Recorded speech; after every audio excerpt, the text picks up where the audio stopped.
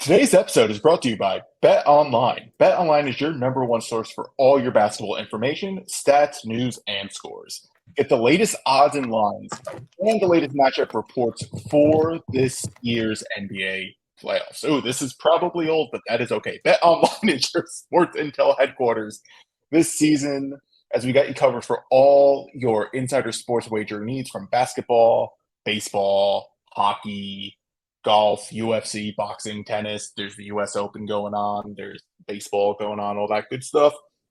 The fastest and easiest way to get you your betting info, including live betting options and your favorite casino and card games available to play right now from your home. The call to action right now is to get into the action today. So head to the website or use your mobile devices to join, and be sure to use our promo code BLEAV to receive your 50% bonus on your first deposit. So, and that is Bet Online, where the game starts, and that is BLEAV. Hey guys, welcome back to the Patreon version of the Strickland Mail.bag. I'm Drew. Dallas isn't with me, but I have a special guest from Pod Strickland. I know you're getting excited. You're thinking it's Schwinn. It's a reuniting. It's not. It's Prez. What's up, Prez? That's right. Even better than Schwinn. It's even better than Schwinn. No tyrannical Schwinn on here. And you're stuck with me while Dallas, I'm assuming, is just doing San Diego stuff and frolicking on the beach or whatever Dallas it is is San Diego do. Yeah, he's just frolicking on the beach, doing surfing, eating burritos, all living the life up, really, honestly, in San Diego, right? Like, that beach life is legit. I can't even be mad. No, I really can't. But I think he's also doing like, fancy academia stuff too. Yeah, I don't care about that stuff. Yeah, right. Like doing like research and properly citing sources and shit like that. Like I'm over that. I don't do that anymore. Fuck out of here. No, we do that here on the Mailbag for Patreon subscribers. You want to talk about data? We're gonna talk about data. I don't need we're gonna talk about data. .edu. We don't need to hit up JSTOR or what's the other academic website for sources. Fuck, I'm blanking on it. It's like JSTOR, and there's like something else. I'm not academic. Couldn't be me. Listen, for the academics out there, you know exactly what I'm talking about. Make sure you got to find Dallas's dissertation when it's published on there. I can't wait to read that shit. I will do no such thing, but enjoy that. That's amazing. So on today's episode, Prez and I are doing a very special mailbag. It is going to be all about stats, and it's also going to be the last iteration of this specific style of podcast. That's all I'm going to give you for right now, folks. This podcast is going to be redone, so stay tuned for what that's going to look like. Go to the strict.land, go to the Patreon stuff. We have $6 tier, $9 tier, $3 tier, $50 tier, all the tiers. That's where you get your podcast. Check it out. Prez, are you ready to get into what we're doing today? Let's do it. All right, here we go. So the first part of what we're doing is Prez has a bunch of questions and some concepts that we're going to go over, and then you're going to be hit with that break. So that's going to be the end of the free preview. And then for all the patrons out there, you're going to be listening to the mailbag stuff that we got answered for you in that section. So Prez, let's get into it. What are we talking about first?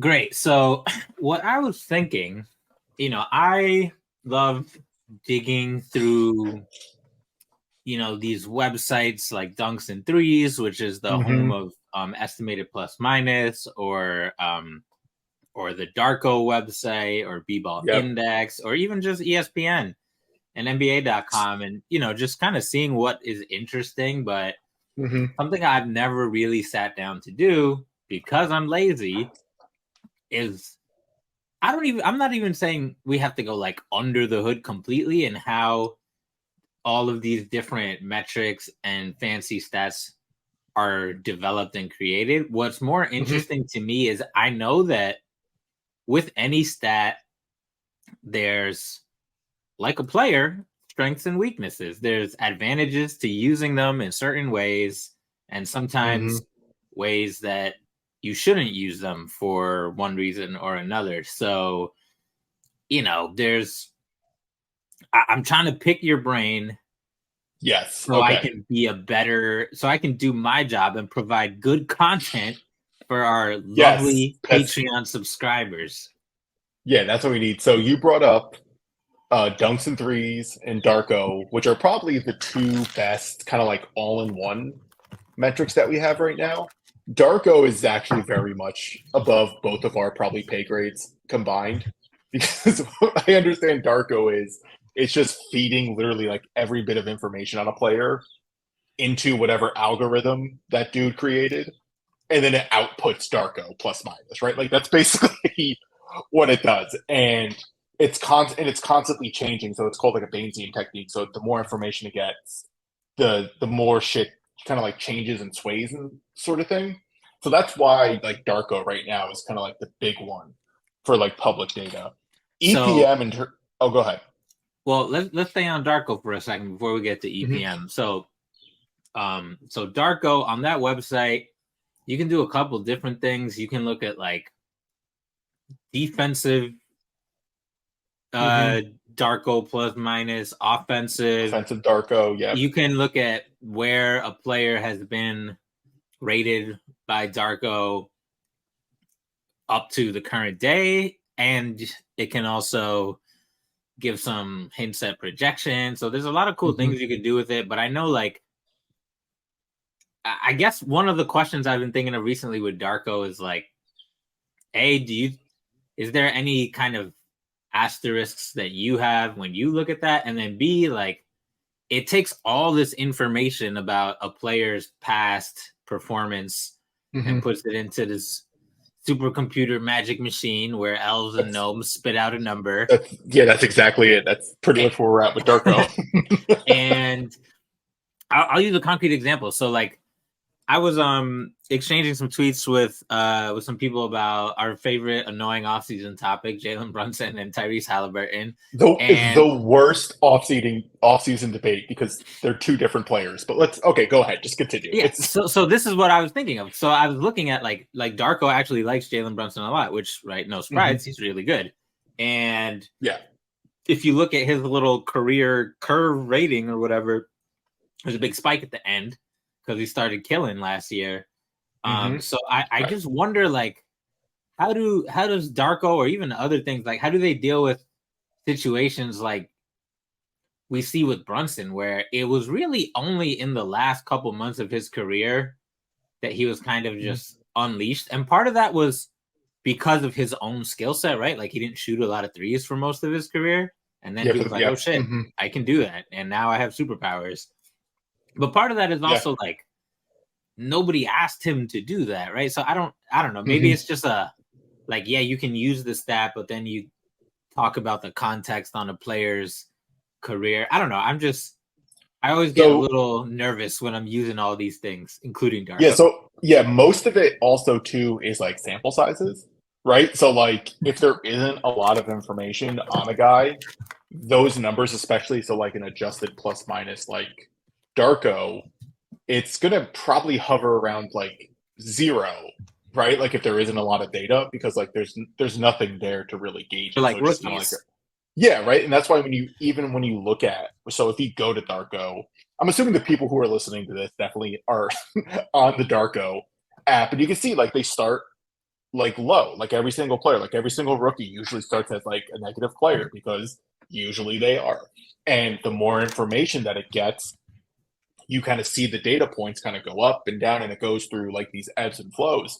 So for someone like I'm Brunson, looking at my son Tari Eason on the Rockets, who is a rookie, and he started out in career game number 0 at -3, which is like as low as you could possibly be.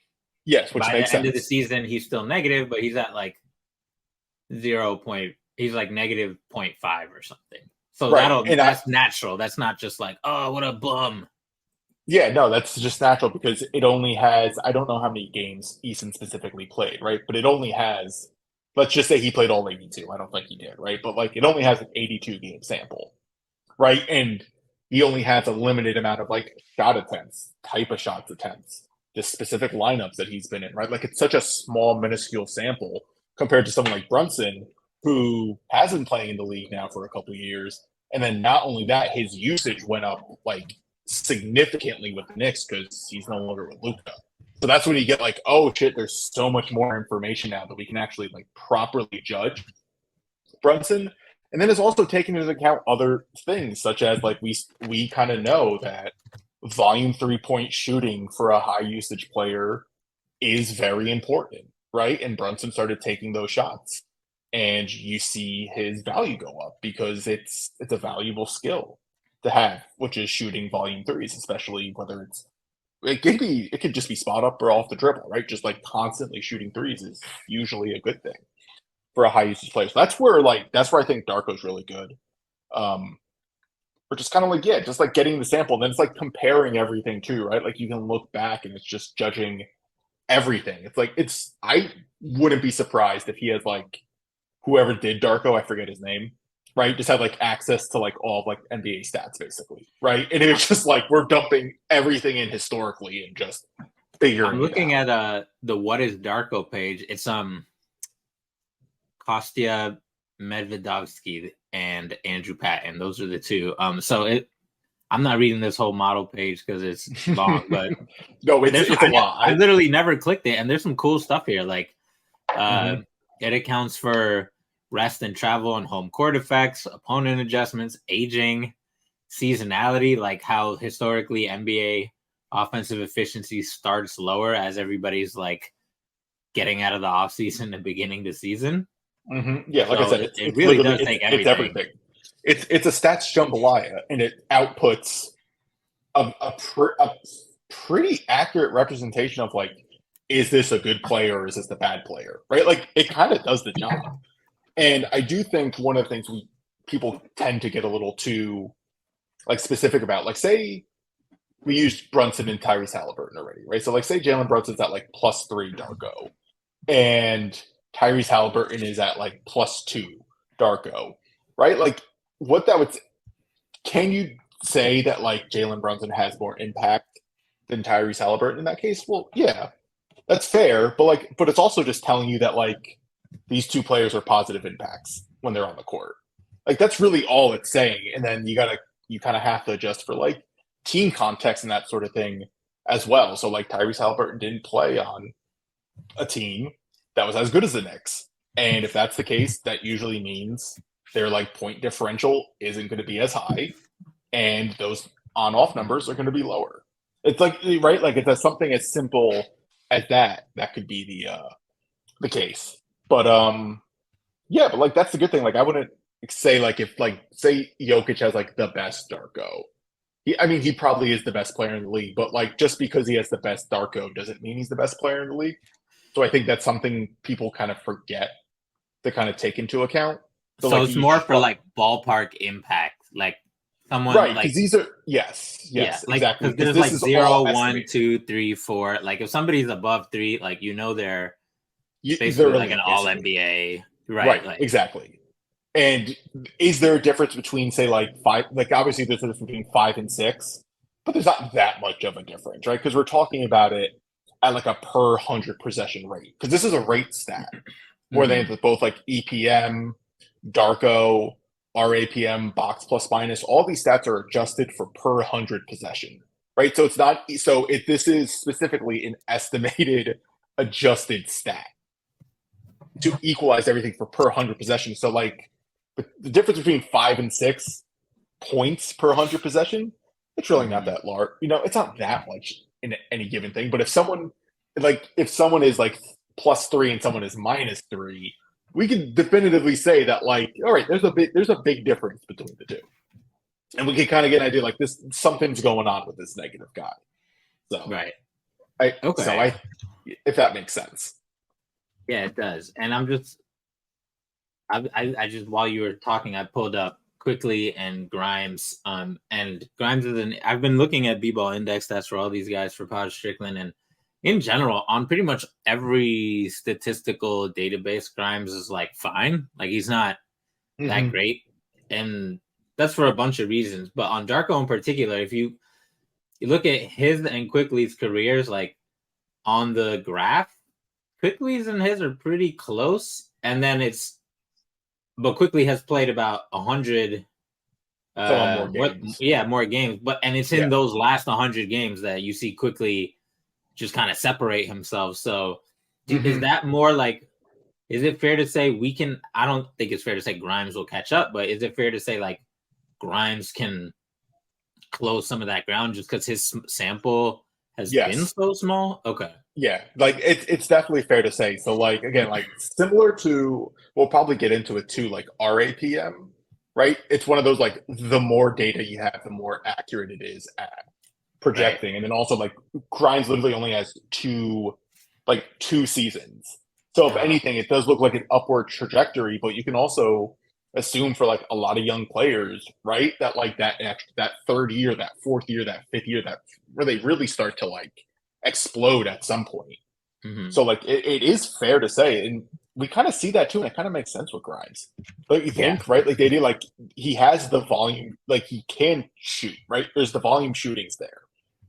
Will it translate to efficiency? That's to be determined, but like he gets up his shots.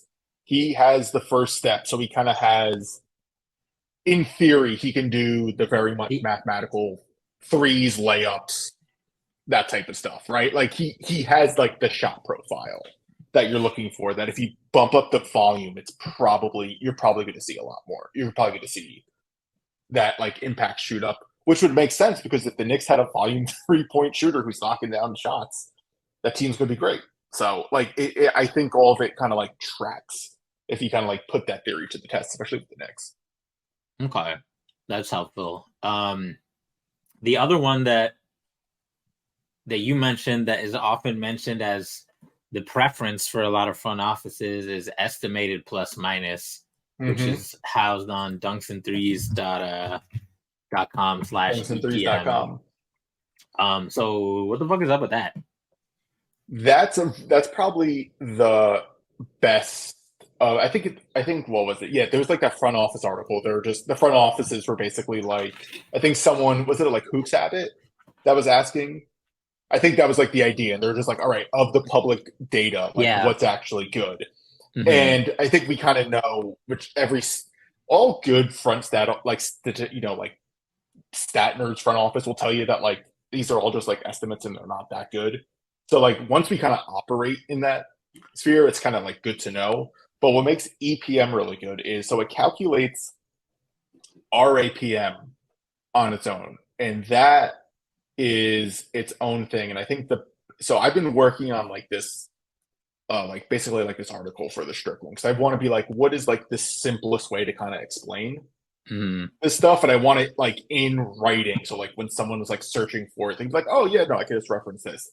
So adjusted plus minus, which is what regularized adjusted plus minus is based off of, it solves a very specific equation. What it's looking to do, it's taking the points per possession of a stint, and a stint is defined as the time between when the 10 players on the court, there's a change, right? Does that make you follow me so far? A change? Right. So I'll give you an example. The game starts. But like before somebody else comes into the game. Right. I see. So game starts. There's 10 players on the court. There's no subs till like 4 minutes go by, and then that would be the stint. Correct. That first 4 minutes. Got it. Right. That would be a stint. So so what adjusted plus minus is looking to do is give credit to the per possession value. So think of it this way. So if in stint number 1, there were 10 possessions, 10 points scored, right? We'll just say like, it's 10-0, right? Does that make sense? Right? Yeah. 10-0. Knicks go on a 10-0 run. The point per possession on that one would be 0.1, because let's say there were 10 possessions. So the equation that RAPM is looking to solve is basically 0.1 equals, and then it's going to try to distribute the value between 10 players to make it equal 0.1. So the credit, it's like assigning credit. Exactly. So it's assigning credit, and it does that for every single stint, for every single player. It is looking to solve that. So the credit is what an adjusted plus minus is, right? Like it's that value. to solve that specific equation. So EPM does that all on its own, right? Does that first part. It takes everyone's stints, it calculates it. Then what it does is have a very specific something called like a prior, which is there is an estimation of that value based on box scores.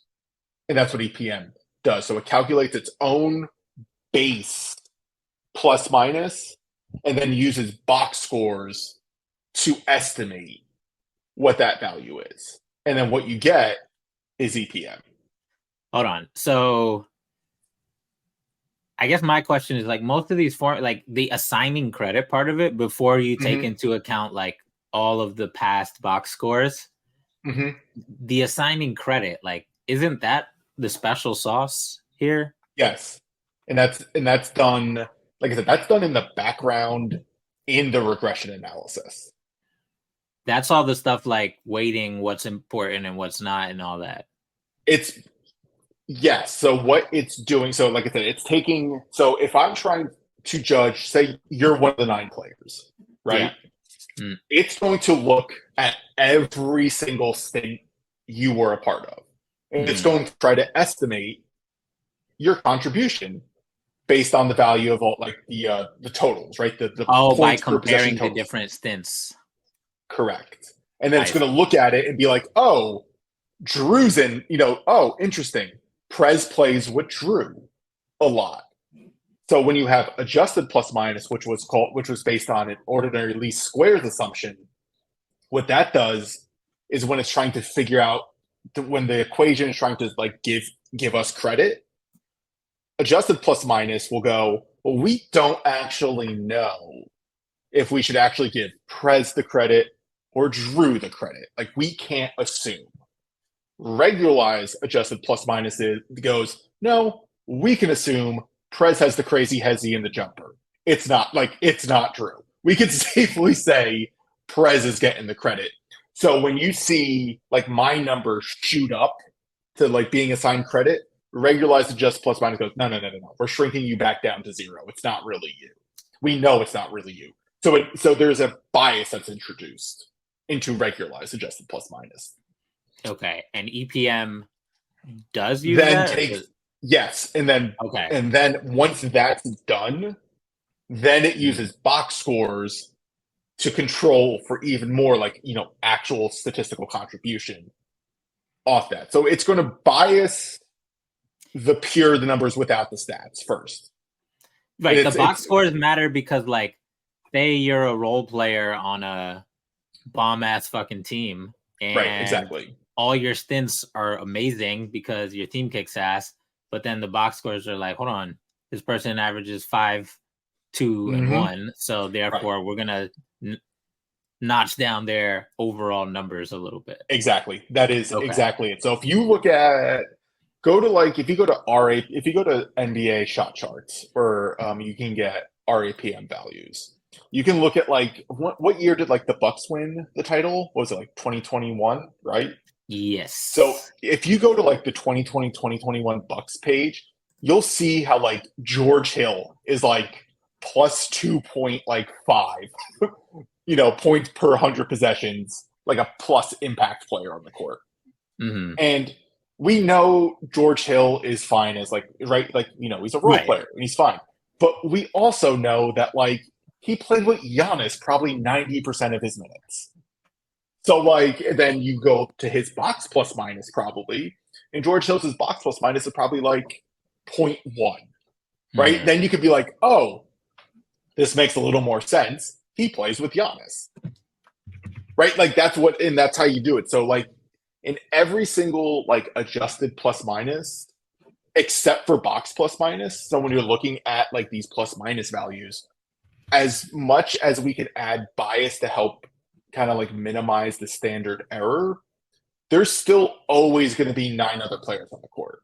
So this data is always going to be inherently correlated. So it's not always going to be super accurate, and you're not going to see players have like huge box plus minuses.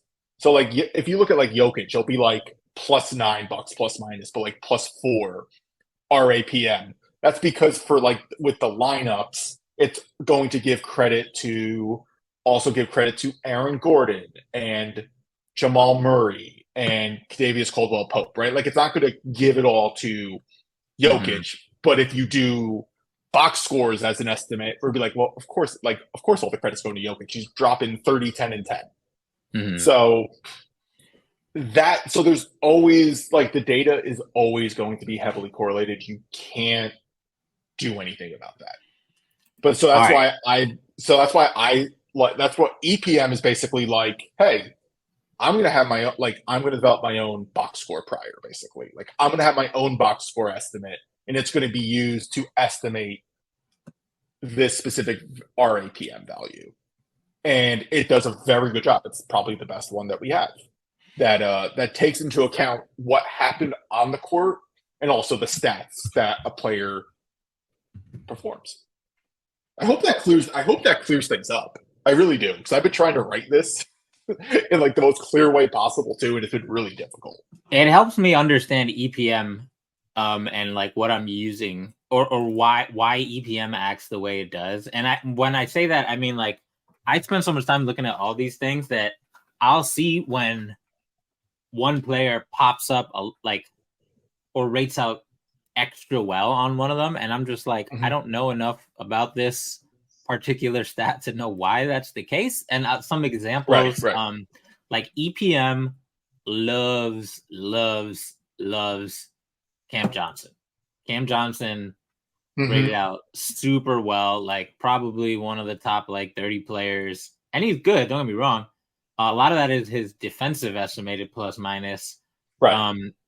And I mean, he has, like, I mean, everybody knows Cam Johnson the shooter, but he also actually gets, like, a lot of stocks, you know. And obviously Phoenix was a pretty good defensive team, so between him getting stocks, playing for Phoenix, and then playing for Brooklyn, where he scored more, like, I could see why they're like, look at all this box score shit he did, and his stints were good on defense too for like half the year. So that's exactly his exactly efficiency is crazy because he's an amazing shooter. So maybe that's why he kind of rates out. And if you look at him on DARKO, he's good, but he's not like that good, amazing or anything. He's like fine. Yeah, because DARKO has information like, oh yeah, he was playing with Devin Booker and Chris Paul, right? Yeah, where EPM doesn't. It kind of does it, but it doesn't do it that well because just kind of inherently how it's calculated. Because there's really nothing you can do when you're trying to estimate a plus minus. You can't always separate like who you're playing with. And Cam Johnson complements playing Devin Booker and Chris Paul. He gets to do what he's best at. When you're trying to estimate defense, any sort of active defense, what I've been calling it, which are, like you said, stocks, deflections, generating offensive fouls, that type of shit, that goes through the roof when it's trying to estimate defensive impact because it's the only tangible thing that actually ever happens on defense. Right. It's the only stuff you can put into the machine. It's the only thing you can put into the machine. It's the only type of like stats that judge it, right? Like we don't have the stats that are just like, did he close out well? Right? Like, did he force a pass? Did like a player like bring the ball up the court and pass it immediately after he crossed half court because he couldn't get the offense set up, right? Like we don't have those stats. The only stats we have are like deflections, rebounds, steals, blocks. And it's like box outs now. And it's like, okay, so like those are all very good defensive estimators because that's exactly what you want to do on defense, right? You want to box out and you want to put your hand on the ball because you don't want the offense to have possession. So like that's why like that kind of explains that defense stuff. Alex Caruso is the same way, right? Like Caruso gets all the stocks and deflections and everything, and his defensive stuff is through the roof. Caruso, he's probably super high on defense because on a lot of these things, like I'm looking at his let me pull it up, his EPM, and yeah, he's literally like the best, literally the 100th percentile defensive EPM. And now knowing that, it makes sense because not only does his defensive box score stuff is crazy, always like and then on top of that, like his stints on The team Chicago, always even they plays were a good better. defensive team. They were a very good defensive team with him, and Exactly. so like he has. That's how you end up like the best defensive EPM, I guess. It's like you have the box score and you have like the performance stints and all that. And I wonder what it is on DARKO. It's probably super high as well, of course. Right. And if someone were to say like Alex Caruso is the best perimeter defender in the league based on EPM, I would say like no, that's not fairly accurate. But what it does say is he's definitely one of the best perimeter defenders, and that would be a very, I don't know, that's not wrong, right? Like that's he's one of the best perimeter defenders. That it is what it is. It's not helpful to do like to use like, so I mentioned Caruso's rated as like in the 100th percentile for defense. Hilariously, let me name the top 5 in defensive EPM. Ooh, let's do it. It's Caruso number 1, Nick Legend, Dennis Smith Jr. is number 2, OG Anunoby number 3, Draymond makes sense. Draymond number 4, makes sense. Yeah, and Jaren Jackson is number 5.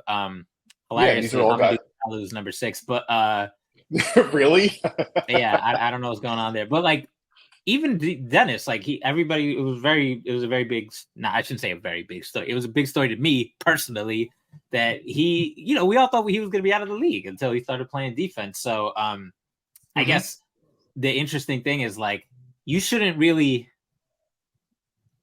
Like EPM is not a tool to take those 5 players and be like, well, like OG Anunoby is a plus 3.3 and Draymond is a plus 3.0, so therefore OG is a better defender. Like, right, you shouldn't use it for splitting hairs like that.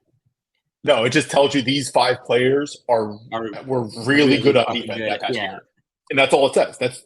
That's all it is. Just like those 5 guys were very good last year, and that's it. Like if you want to say that OG is better than Draymond because he's 0.3 points per 100 possessions better on defense, like sure, go ahead, but you're going to sound like an idiot.